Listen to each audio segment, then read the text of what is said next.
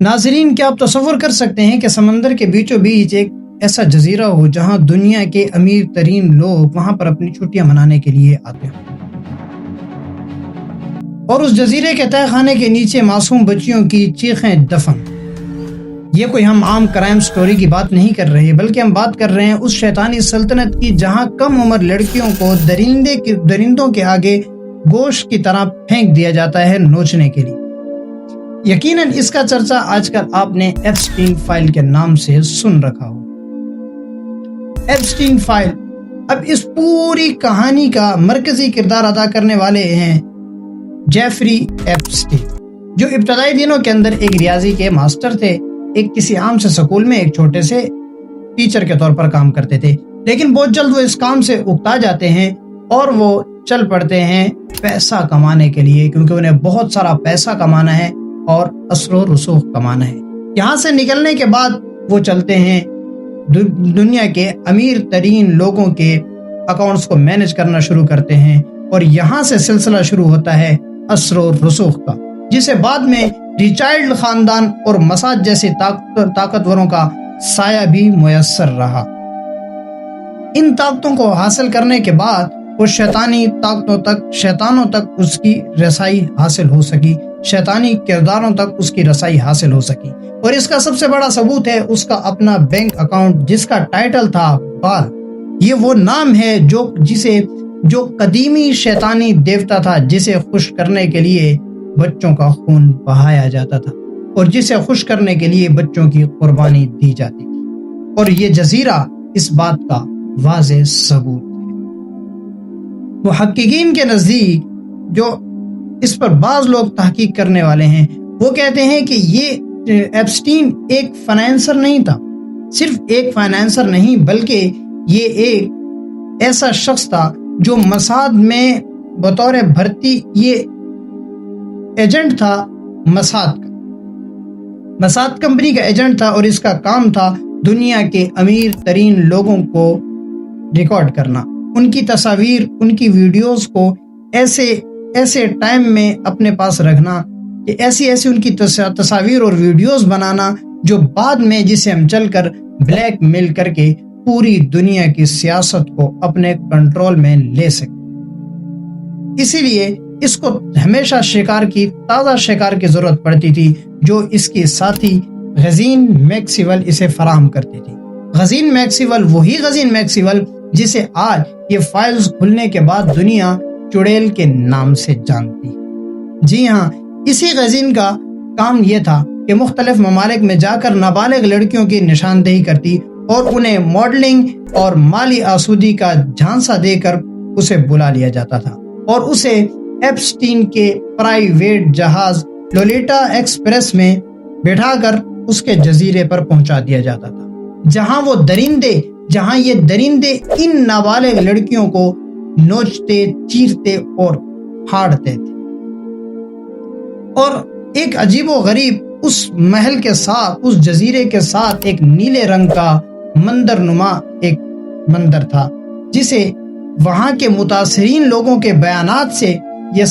ثابت ہوتا ہے کہ وہ ایسی اس میں شیطانی رسومات ادا کی جاتی تھی کہ جسے سن کر، جسے دیکھ کر، جسے پڑھ کر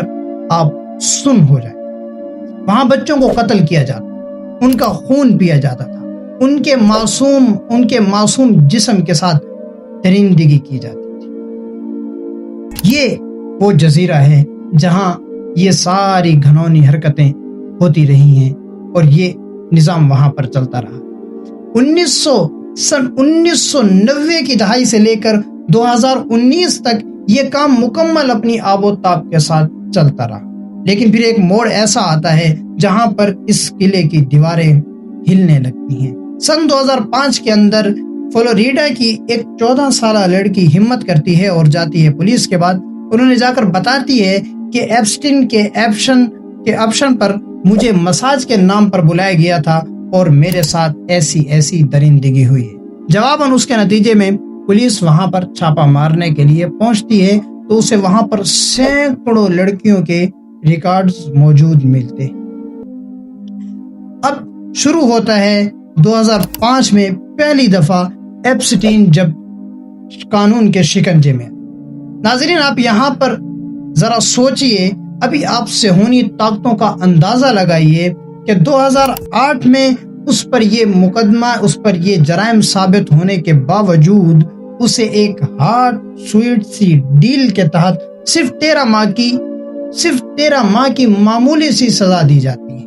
اس کی طاقت کا اندازہ آپ یہاں سے لگا سکتے ہیں کہ حال ہی میں ریلیز ہونے والی یہ فائل، اس کے اندر نام آتا ہے بل کلنٹن اور شہزادہ اینڈریو، یہاں تک کہ اسٹیفن ہاکی جیسے نام بھی اس کے اندر موجود ہیں، ڈونلڈ ٹرمپ، ایلون مسک، ان کی ای میلز، ان کی تصاویر، ان کی ویڈیوز اس کے اندر موجود ہیں، جو اس کے جزیرے کے اندر جا کر گل چھرے اڑایا کرتے تھے۔ ناظرین آپ نے یہ بڑے بڑے نام سنے، یہ آپ نے کتنے بڑے نام سنے، جیسا کہ میں نے آپ کو شروع میں بتایا تھا کہ یہ ایک صہیونی سازش تھی جس کے تحت دنیا کی سیاست کو اپنے کنٹرول میں لینا تھا بلیک میلنگ کے ذریعے، اور یہ اسی سازش کا ایک کام چل رہا تھا جس کے اندر اتنے بڑے بڑے نام موجود تھے، جس کے اندر اتنی بڑی بڑی سکینڈلز موجود تھی، اور اسی وجہ سے اسے 13 ماہ کی سزا دینے کے بعد بھی وہ مزے سے اپنی زندگی گزارتا رہا، کیونکہ وہ دن کے وقت میں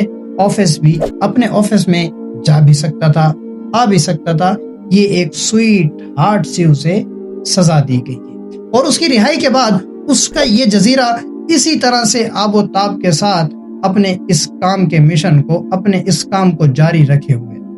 بالآخر 2019 میں صحافی جولی کے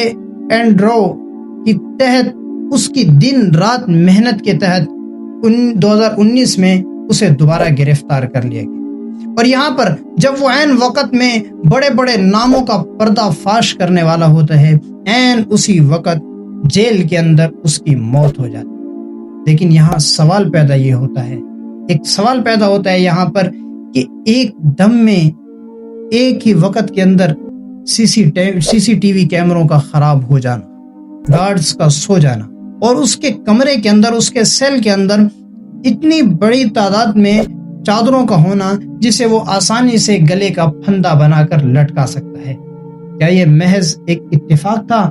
یا اسے مارنے کی پلان؟ یہ جو بھی ہو، ہمیں اس چیز سے لینا دینا نہیں، لیکن بہت سو نے یہ سوچا تھا کہ اس کے مرنے کے بعد ہمارے نام، ہمارا راز اسی طرح دفن ہو جائے گا جیسے کہ جیفری ایپسٹین دفن ہو چکا ہے،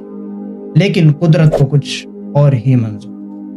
چند نڈر صحافیوں نے اس معاملے کو دوبارہ اٹھایا، اور بالآخر جنوری 2026 کے اندر امریکی عدالتوں نے اس بنڈورا باکس کو دوبارہ کھولنے کا حکم دیا، جسے جیفری ایپسٹین فائل کا نام دیا گیا، اور یہ فائل آپ ہمارے بایو میں جا کر آپ اس کا لنک لے سکتے ہیں، اور مکمل اس جیفری ایپسٹین فائل کو آپ ریڈ کر سکتے ہیں، مکمل پڑھ سکتے ہیں۔ اس کا لنک آپ کو اس کے بایو کے اندر، اس ویڈیو کی بایو کے اندر آپ کو لازمی مل جائے۔